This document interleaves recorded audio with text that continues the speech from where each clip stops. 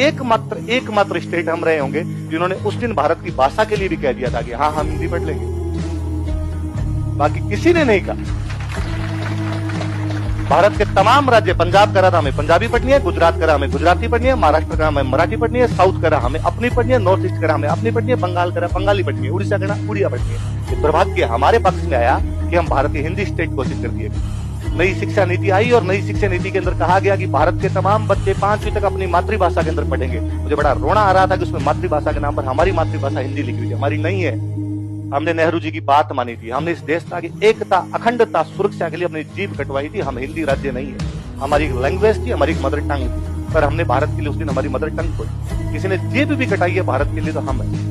मुझे आज बड़ा प्राउड फील होता है कि मैं इधर चूरू का रहने वाला हूँ। मैं चूरू सीकर झुंझुनू के जिस किसी गांव से गुजरता हूँ, 99 के युद्ध में एकमात्र कोई ऐसा कोई गांव नहीं होगा जहां का शहीद नहीं, पूरा झुंझुनू और सीकर भरा पड़ा।